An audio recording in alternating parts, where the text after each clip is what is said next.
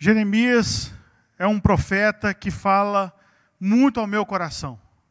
Nós estamos diante de um profeta que me chamou muita atenção quando o tema Movidos pela Esperança veio ao meu coração ao escrever o livro. O livro foi escrito de uma maneira rápida, de um carinho precioso do Senhor para comigo. Em 15 dias, todo o texto essencial foi escrito desse livro.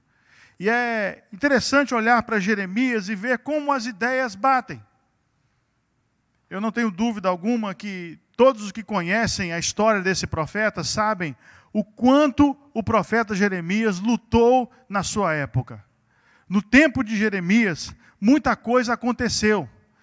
Politicamente falando, a coisa não estava fácil para Jeremias.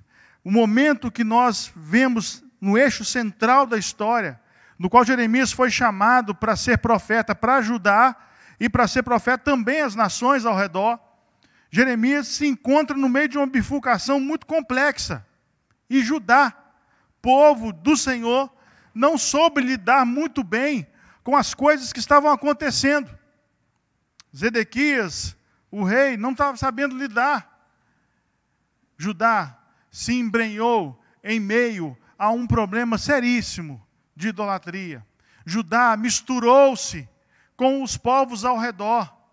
Judá deixou de cultuar o Senhor como o único Deus.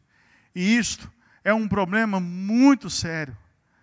Quando nós conhecemos o Senhor e sabemos muito bem quem é o Senhor, quando nós nos desvirtuamos da sua vontade, deixamos de fazer aquilo que lhe agrada, uma das coisas que automaticamente se encerra em nós é a esperança.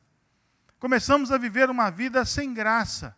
Começamos a viver uma vida que deixa de ter humor, deixa de ter alegria. Porque sabemos que temos que seguir o caminho do Pai, mas acabamos por abordar e por querer novas ideias e nos afastamos do Senhor. E isso não é bom. Em 587 a.C., Jerusalém foi saqueada, Judá foi saqueada. A população judaica experimentou uma nova deportação. Esse povo sabia que Deus ia permitir que isso acontecesse, que Deus ia fazer com que isso acontecesse, mas não mudou o seu rumo, não mudou o seu jeito de ser, continuou fazendo tudo do jeito que achava que tinha que ser feito. E no meio de toda essa confusão, existia ali alguns profetas. Junto com Jeremias havia Sofonias, havia Naum, havia Ezequiel, havia Abacuque.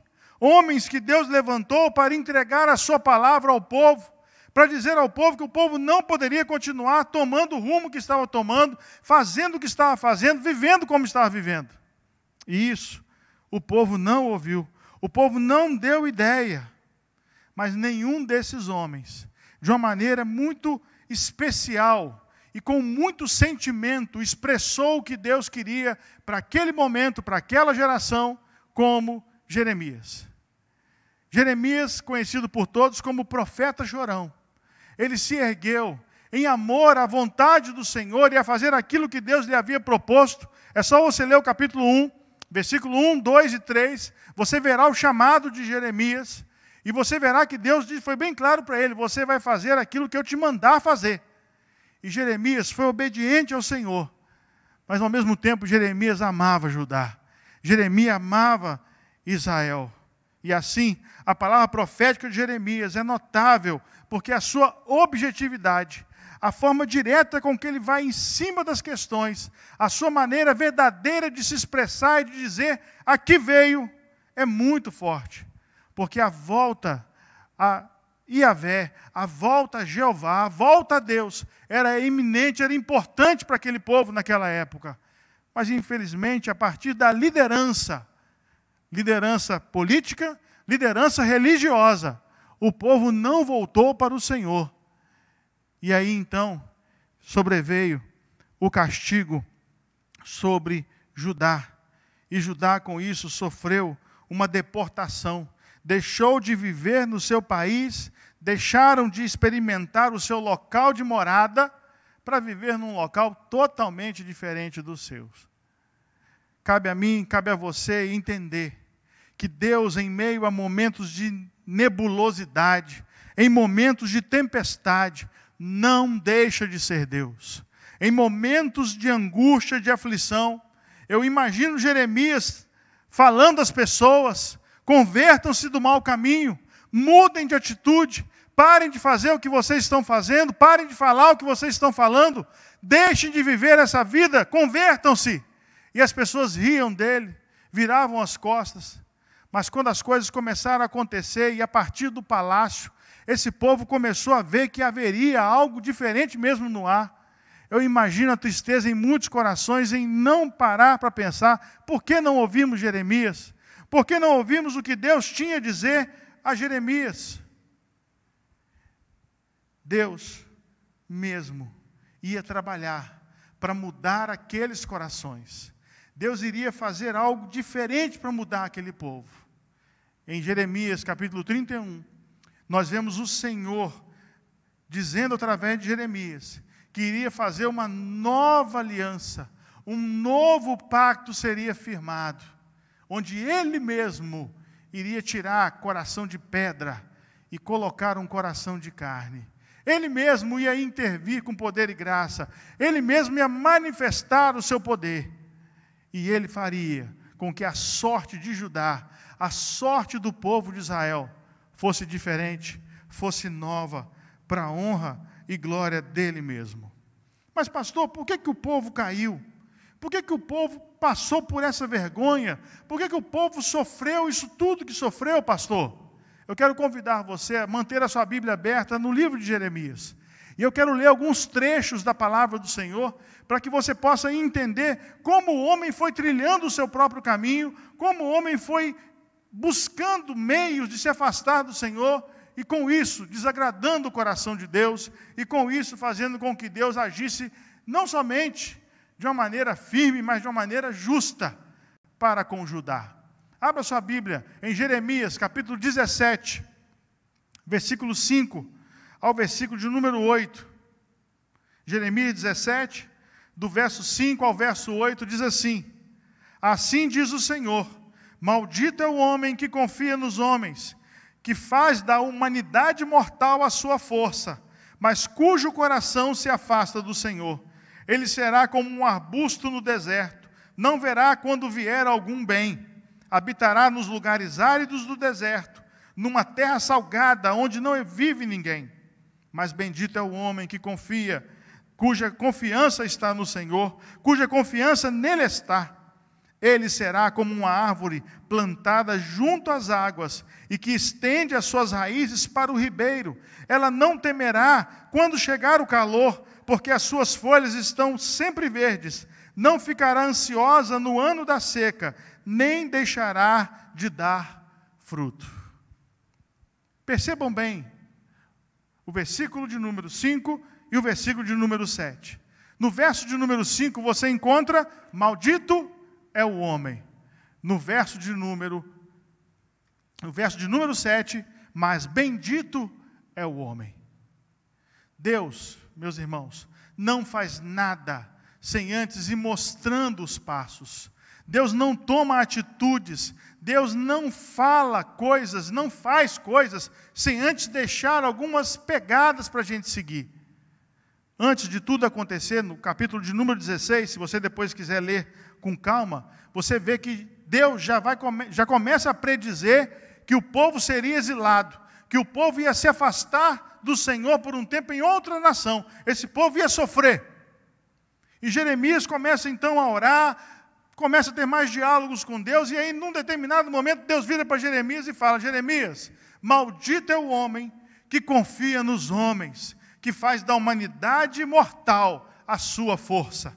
Muita gente usa esse versículo de maneira isolada para poder dizer algo que, muito corriqueiro, né? Não confia em ninguém não, porque maldito é o homem que confia no homem. E fica preso só a esse detalhe. Mas não é assim. A ideia aqui do texto é que os homens deixaram de ter o Senhor como Senhor, deixaram de confiar no Deus Todo-Poderoso, que assume a rédea das coisas e faz as coisas acontecerem de uma maneira tremenda. Os homens deixaram de ter o Senhor como seu Deus, começaram a cultuar outros deuses, começaram a buscar em outros caminhos respostas que só Deus tem. Maldito é esse tipo de pessoa segundo o próprio Deus aqui dizendo. E ele mesmo completa dizendo, mas cujo coração se afasta do Senhor. O homem que não teme a Deus, tem o seu coração longe de Deus, tem a sua mente longe de Deus. E é duro essa palavra, mas é uma palavra profética. Maldito. Olha que coisa forte. Mas ao mesmo tempo nós encontramos no mesmo espaço uma palavra abençoadora, onde Deus diz, mas bendito é o homem cuja confiança está no Senhor. Triste é o homem que acha que por si só, pelo seu braço forte, pelo seu conhecimento, por aquilo que ele tem experimentado, ele vai resolver as coisas da sua vida. Mas feliz é o homem que em meio a toda e qualquer luta, toda e qualquer tempestade, descansa em Deus, confia em Deus e sabe que é no Senhor que está a sua força. Ele usa então uma pequena ilustração para deixar claro para a gente. Ele é como uma árvore plantada junto às águas. Essa ilustração ela é muito interessante, porque o salmista também usa no Salmo 1, e você vai caminhando na Bíblia, você percebe que sempre a palavra árvore, ela nos leva ao entendimento de vida. Está lembrando de alguma coisa aí lá em Gênesis? A árvore da vida? A partir do momento que você começa a perceber que você é um bendito, é um abençoado, você faz parte de um processo onde a vida do Senhor flui na sua vida. Porque você está ligado a águas correntes, a águas que fluem. Fluem da onde, pastor? Fluem do trono. Por isso que você é bendito, porque a sua confiança não está no dinheiro que você tem no banco. A sua confiança não está em pessoas que estão ao seu redor. A sua confiança não está em algo palpável, como foi dito aqui pelo pastor. Nós somos o povo que caminha pela fé. A sua confiança está naquilo que não se vê. A sua confiança está num Deus todo-poderoso, que é muito maior do que qualquer governo, que qualquer pandemia, que qualquer circunstância que pode estar ao nosso redor. Por isso que Ele é a nossa esperança. Irmão, amigo, amado ouvinte, você que está aí assistindo agora comigo, preste bem atenção. Pare de confiar em você mesmo. Pare de achar que você é a resposta do seu problema. A resposta do seu problema chama-se Deus. Ele é a solução. E Ele enviou o seu Filho para ser a solução mais imediata. Indo ao Filho, você encontra o Pai. Por isso, nesse processo, quer se tornar bendito? Vai ao Filho, que você encontra o Pai. E aí, a sua vida será como essa árvore. Não tem seca, não tem calor, não tem tempestade, ela está firme, ela está forte, a sua raiz está sempre ligada à fonte de água viva.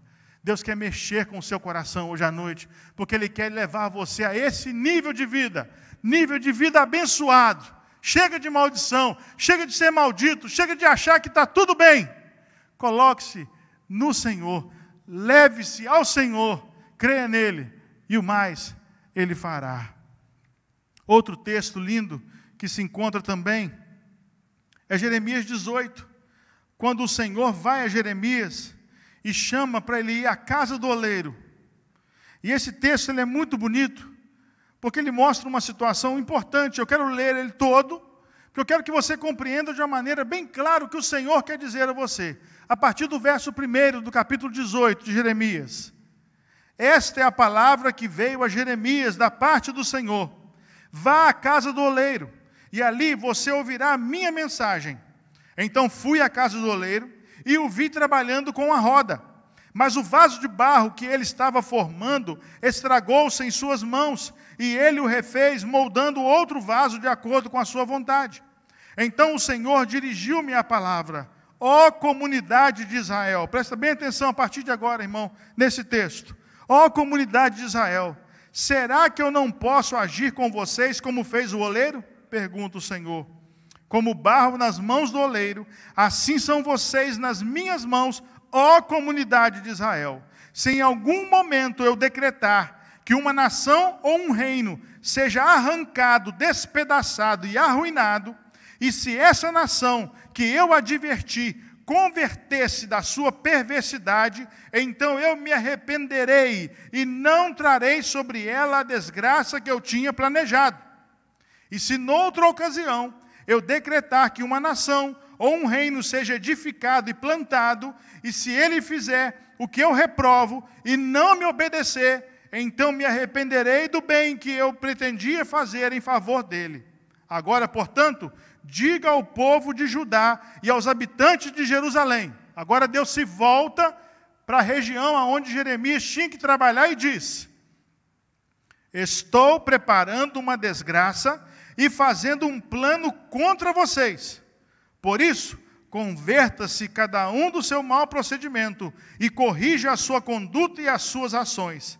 Mas eles responderão: não adianta, continuaremos com os nossos próprios planos. Cada um de nós seguirá a rebeldia do seu coração mau. Só aqui dá um sermão inteiro. Só aqui eu poderia ficar uma noite inteira explanando versículo por versículo, ao ponto de você entender que Deus continua no governo de todas as coisas. Mas olha que interessante, Ele chama a conversão. Ele chama você a uma mudança. Olha só que interessante. Se eu quiser lançar sobre uma nação uma desgraça enorme, se eu quiser estourar sobre uma nação toda uma guerra, mas se o povo se converter, se o povo tomar uma atitude séria diante de mim, eu posso me arrepender, quer dizer, eu posso repensar o que eu tinha pensado e mudar a sorte desse povo. Mas se eu desejar o bem para esse povo, olha que interessante, se eu quiser o melhor para essa nação, se eu quiser o melhor para esse povo, e esse povo virar as costas para mim, eu também posso me arrepender. Portanto, diga para Judá. Eu fico imaginando, irmãos, Jeremias agora parando o papel e a caneta e olhando para o céu e falando assim: e agora? O que Deus vai falar com Judá? E aí Deus vira para Judá e fala: estou preparando uma desgraça para vocês. Eu estou planejando algo que vai acabar com vocês. Conhecendo Deus, como Jeremias conhecia, eu imagino que agora ele já estava rolando em lágrimas. Porque Deus não se brinca. Deus não é de brincadeira, Deus é sério. Deus não é filho do homem para mudar suas ideias. Mas Ele estava disposto a mudar. Caso o povo tomasse uma atitude séria de conversão, de mudança de vida. Querido irmão, querida irmã, perceba o que Deus está dizendo a você hoje à noite. Essa pandemia não espalhou pela face da terra à toa. Nós não estamos sofrendo isso como nação, nós não estamos sofrendo isso como igreja, nós não estamos sofrendo isso como humanidade à toa. Há muitas conjecturas, as redes sociais espalham muitas ideias, é a China, isso é Bolsonaro, isso é a esquerda, isso é economia, é isso, aquilo outro, tantas ideias. Querido, preste atenção no que eu estou querendo te dizer. Conserte-se com Deus, independente de qualquer situação. O que Deus tem preparado para a humanidade é coisa boa. O que Deus planejou para a humanidade é bênção. Ele quer fazer de mim, de você, de cada um de nós, a imagem e semelhança do seu Filho. Mas o nosso coração duro, a nossa maldade, o nosso ser mau, a cada dia mais, nos afasta do projeto principal de Deus. Eu estou te chamando para uma reflexão séria de mudança. Eu estou te chamando para que você não continue mais fazendo o que você está fazendo, falando o que você está falando, agindo como você está agindo. Deus levou Jeremias e falou: olha lá, viu o vaso quebrado? O oleiro pode fazer de novo, não pode? Eu posso mudar a sorte de quem eu quiser. Queridos, a nossa vida está na mão do Senhor. Portanto, se ajuste a Ele. Coloque a sua vida do jeitinho que Deus quer. Viva no centro da vontade de Deus.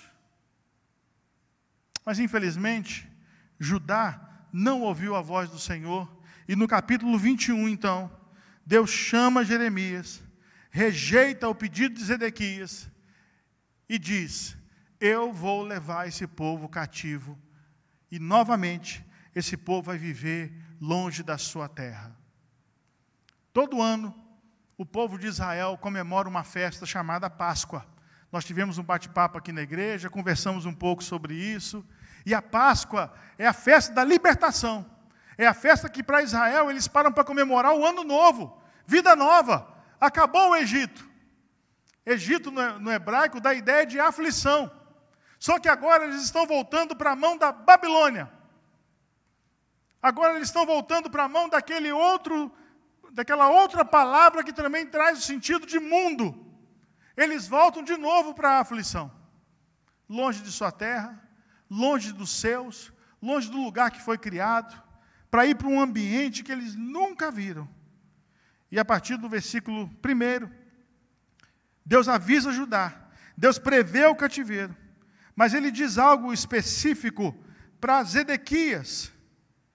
Versículo 3, Jeremias, porém, respondeu-lhes: digam a Zedequias. Quem era Zedequias? Era o rei.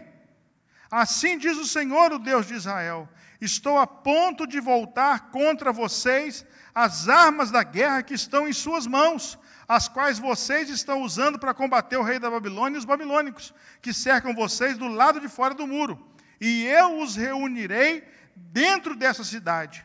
Eu mesmo lutarei contra vocês com mão poderosa e braço forte, com ira, furor e grande indignação. Matarei os habitantes dessa cidade, tanto os homens como animais. Eles morrerão de uma peste terrível. Impressionante, né? Um texto escrito há tanto tempo atrás, mostrando que Deus usa o que Ele quer para fazer como quer no tempo dEle. Queridos, Deus está nos chamando como igreja para a gente se indignar. Mas não é se indignar no aspecto político, ficar em redes sociais debatendo. Não é para a gente se indignar com prefeito, com vereador, com decreto, com ministério. Não é nada disso não. É para a gente olhar para nós mesmos e começarmos a pensar como o apóstolo Paulo pensou em Romanos capítulo 7. Miserável homem que eu sou. Que tipo de vida é essa que eu estou vivendo? Se não for a graça do Senhor sobre mim, se não for o amor do Senhor sobre mim, se não for as misericórdias do Senhor sobre mim, o que será de mim? É hora de você se ficar indigno com você mesmo. É hora de você olhar para dentro de você e falar: para, eu não posso continuar como eu estou. Está na hora de tomar uma atitude. Deus, quero o melhor para você. Porque a tendência do mundo é ser má. Jesus nos ensinou em João 16. No mundo, vocês vão passar por aflições. Mas tenham bom ânimo. Eu venci o mundo. Mundo é lugar de dor. Mundo é lugar de tristeza. Mas quando estamos no Senhor, quando temos a orientação do Senhor, quando vemos no Senhor a resposta necessária para o nosso crescimento espiritual, quando vemos em Deus que Ele é o refúgio e a fortaleza, que Ele é a sombra do Altíssimo, no qual eu tenho que me acolher e ali ficar e ali me aquietar, a minha sorte começa a mudar. Capítulo 22, ele fala dos reis. Os reis eram maus, os governos daquela época eram maus, não governavam Judá do jeito certo. E se você lembra bem de Jeremias, houve um rei, na época de Jeremias ainda, um tempo antes desse, que foi bom, que abriu de novo a lei, que chamou os sacerdotes, que chamou os homens de Deus, para de novo fazer com que o povo experimentasse a graça, a paz do Senhor. Mas infelizmente a sua descendência não fez a mesma coisa. Deus então chama ao juízo. E o interessante é, o povo vai ser exilado, mas os governantes, os reis, vão morrer aí nessa terra. E o meu povo vai para a Babilônia, mas lá eles serão bem cuidados. Lá eles serão bem tratados. Lá eles vão viver bem, mas longe do projeto que eu estabeleci para a vida deles. No capítulo 23, fala contra os pastores infiéis, líderes infiéis, os líderes espirituais da época, os sacerdotes da época. É nesse capítulo aqui que Deus fala: quem tem um sonho, conta como um sonho. Não fala que é minha palavra, porque eles estavam dizendo: sonhei, sonhei. Mas Deus não falou nada com eles. Deus não estava dizendo nada ao coração deles. E eles dizendo que eram sonhos advindos do Senhor, e o Senhor falando: são falsos, estão mentindo. Presta atenção no que eu vou dizer para você aqui agora. Deus está chamando você, nesse tempo de reclusão, para você aprender a refinar a palavra dEle. Para você saber peneirar e filtrar o que é mesmo bíblico e o que é mesmo sério na palavra dEle. Muitas pessoas dependem de outras pessoas para interpretar e para estudar a sua palavra. Irmãos, é hora de você, com o Senhor, crescer na palavra. É hora de você aprender muito o que Deus tem para dizer. Porque, infelizmente, se você passear um pouco nas redes sociais, o que você vê de muitos líderes aí espirituais, falando na internet, expressando o que pensam, é uma lástima. É muito triste ver que homens e mulheres de Deus poderiam estar expressando da graça do Senhor, chamando o povo ao arrependimento e a um despertamento espiritual, ficam degladiando entre si, brigando entre si. Está tudo errado. Precisamos rever isso. E se você for caminhando, você verá que Deus chama Israel, Judá, de figo bom, mas que há figo maus ali no meio. Se ajuste ao Senhor, para que na hora certa da grande colheita do Senhor, aonde Ele vai separar joio de trigo, você seja um fruto bom, você seja um figo bom, escolhido pelo Senhor, para que Ele possa sim te dar a vida eterna que você tanto almeja em Cristo Jesus. Mas eu quero encerrar mostrando que o nosso Deus, Ele é firme, o nosso Deus é forte, mas o nosso Deus é um Deus abençoador. Jeremias 29. Voltamos agora ao texto inicial da palavra que nós começamos a conversar. Aqui, Deus mostra sua justiça, mas também Deus mostra o seu amor. E eu quero convidar você a ler o versículo 8, 9, 10, 11, 12 e o 13. Olha essa porção da palavra do Senhor, o que nos diz. Porque assim diz o Senhor dos Exércitos, o Deus de Israel: não deixem que os profetas e adivinhos que há no meio de vocês os engane. Não deem atenção aos sonhos que vocês os encorajam a terem. Eles estão profetizando mentiras em meu nome. Eu não os enviei, declara o Senhor. Assim diz o Senhor: quando se completarem os 70 anos da Babilônia, eu cumprirei a minha promessa em favor de vocês, de trazê-los de volta para este lugar. Porque sou eu que conheço os planos que tenho para vocês, diz o Senhor, planos de fazê-los prosperar e não lhes causar dano, plano de dar-lhes esperança e um futuro. Então vocês clamarão a mim, virão orar a mim, e eu os ouvirei. Vocês me procurarão e me acharão, quando me procurarem de todo o coração. Para mim, junto com Abacuque, capítulo 3, esse é um dos textos mais lindos da palavra de Deus, onde Deus derrama graça de uma forma tremenda sobre o seu povo. E aqui é importante você perceber algumas condicionais que estão ligados aqui nesse texto. Primeira coisa que ele diz é: não deem ouvidos a qualquer um. A luta está aí. Vocês serão exilados. Vocês vão sair do meio de vocês e vão viver em outra nação. A cultura será diferente, a comida será diferente, o linguajar será diferente. Coisas acontecerão ali na Babilônia que vocês nem imaginam. Vocês estão lembrando que é na Babilônia que Daniel, o profeta, está, onde Sadraque, Mesaque e Abidnego passam por aquela questão toda da fornalha? Você entende que o povo estava indo agora para um novo rumo de vida? Por isso, não ouçam qualquer um. Fica com o que Deus tem a dizer. Versículo 9 ele fala: eu não os enviei, declara o Senhor.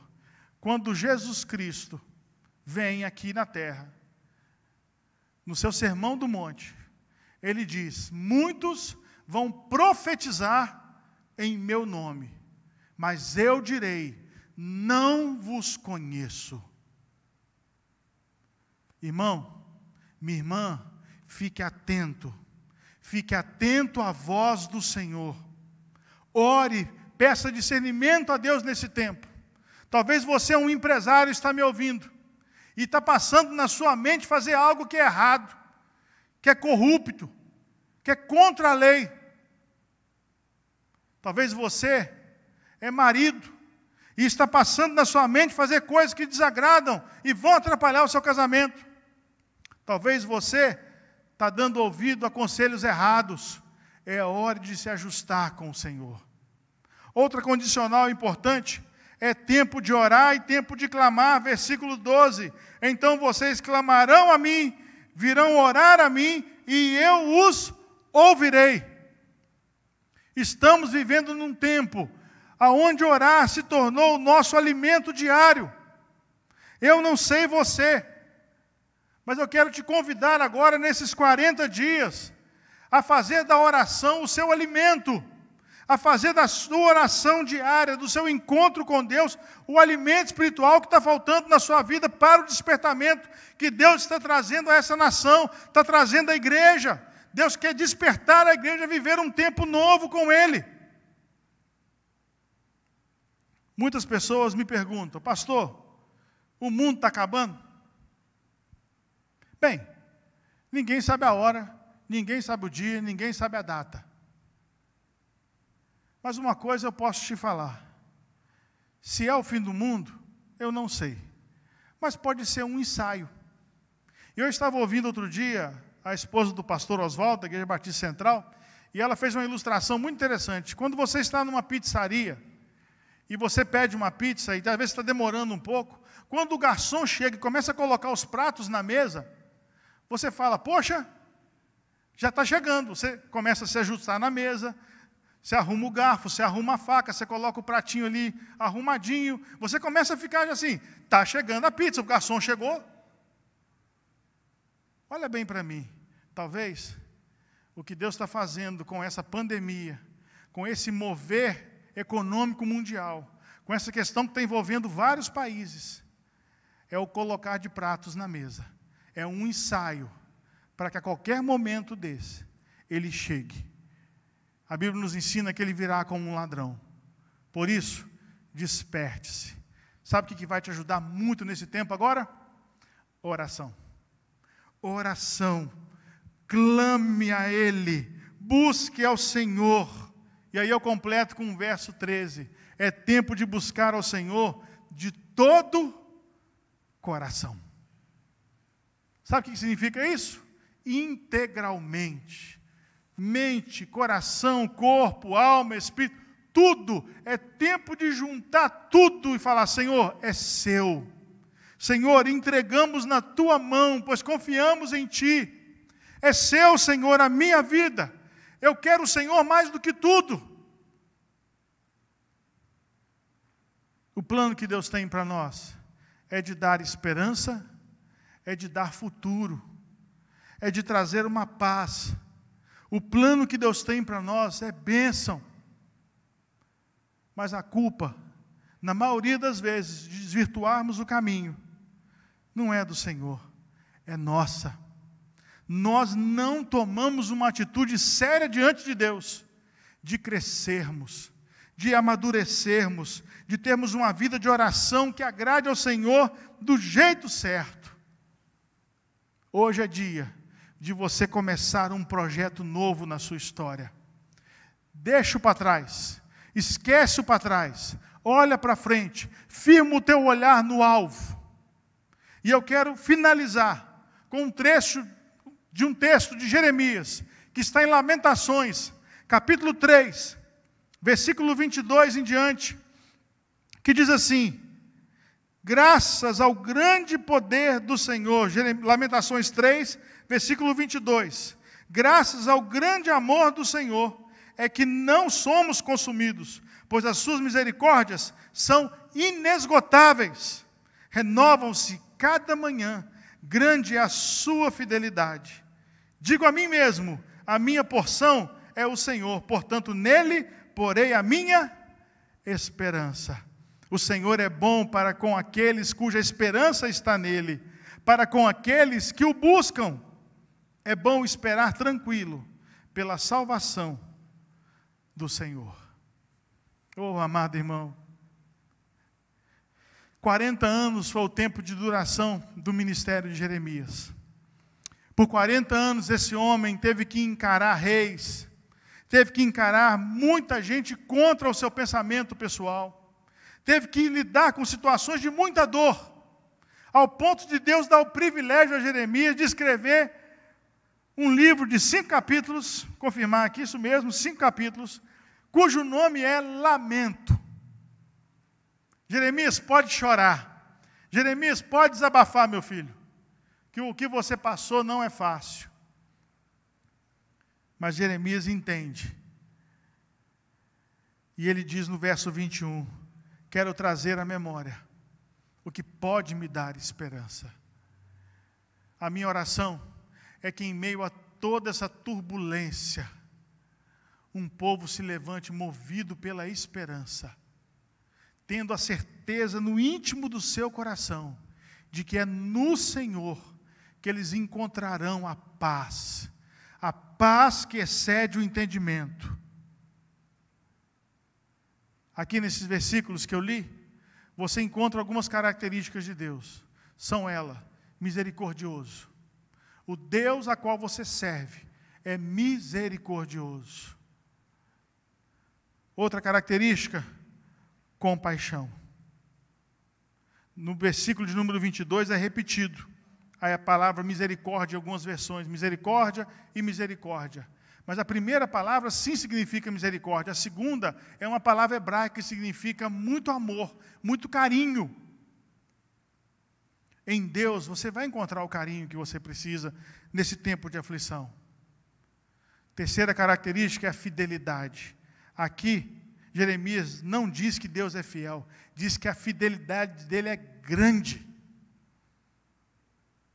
O pastor bem colocou aqui para nós no momento dos dízimos e das ofertas. Mesmo que sejamos infiel, mesmo que sejamos e tenhamos atitude de gente que faz coisa que parece uma trairagem, Ele continua firme no propósito que Ele tem, continua derramando misericórdia e graça sobre nós. Ele é fiel, Ele é bom, bom é o Senhor e para os que esperam nele. Deus é bom, irmão. Talvez a coisa está apertada, você está sem resposta, você não sabe o que fazer agora na sua vida, só guarda isso. Deus é bom, Deus é muito bom. E por último, nele você encontra a ajuda necessária. É bom esperar tranquilo pela salvação do Senhor. A palavra salvação também dá a ideia de socorro, de ajuda. Nele você pode confiar, nele você pode esperar. Judá sofreu castigo. Judá passou por lutas. Judá passou por dificuldades. Mas o Senhor levou cativo o povo. Porque Ele mesmo diz que Ele levou cativo o povo à Babilônia. Mas o Senhor também trouxe de volta. E Israel pôde experimentar uma paz muito grande quando voltou. Deus quer te chamar para o caminho dEle. Todo esse movimento do Senhor é para trazer vida a você. Restaure-se em Deus. Retorne ao Senhor. E Ele fará o desejo com que o seu coração faça com que experimente os desejos e a vontade do Senhor. Por isso, queridos irmãos, que comecem os 40 dias movidos pela esperança do Senhor. Independente da circunstância, independente do tamanho da dor, irmão, em Deus, no Senhor, nós podemos nos regozijar porque Ele é bom e a sua misericórdia vai se renovar todo dia. Grande é a fidelidade do Senhor e Ele é bom para os que esperam nele. Nesses 40 dias, esperemos em Deus, crescemos em Deus e que possamos cada vez mais experimentar do amor e da graça de nosso Senhor e Salvador Jesus Cristo. Quero orar por sua vida nesta hora. Pai, obrigado. Os textos que lemos deixou bem claro para nós que o Senhor continua no governo, que o Senhor continua sendo Deus. Ao mesmo tempo que o Senhor continua sendo um Deus misericordioso, bondoso, que dá amor, o Senhor também é firme, é justo, é honesto, é reto em suas atitudes. Que possamos, Pai, em nome de Cristo, deixarmos de lado todo o ânimo duplo, que buscamos, Senhor, que possamos buscar a santidade do Senhor, que possamos crescer de maneira digna aos Teus olhos, que ao viver o Teu Evangelho, ao viver a Tua graça, Senhor, possamos experimentar a retidão que vem de Ti. Mas oro também agora, ó Pai, por aqueles que não têm força mais para se reerguer em meio às lutas. Renova, ó Pai, esses corações agora, em nome de Jesus. Dá a eles a esperança, ó Pai. Faça-os erguer os seus olhos, faça-os erguer a sua fronte e perceber, ó Deus, que há um Deus maravilhoso que os ama. Faça-os perceber que há uma igreja, que é a Tua noiva, que está de braços abertos a ajudar e a apoiar aqueles que precisam, meu Pai. Ó Deus, em nome de Cristo, vem sobre nós, que esses 40 dias de oração, de leitura da palavra em casa, em família ou sozinho, ó Pai, seja um tempo de renovação espiritual, um tempo de regozijo, de crescimento na Tua palavra, Pai. Ó Senhor, vá sobre o Teu povo, aonde eles estiverem, e faça-os crescer mais e mais, porque tudo vem de Ti, é por Ti, e volta para Ti com honra e glória, no nome de Cristo Jesus que oramos, agradecidos, Pai, agora e sempre. Amém e amém, queridos.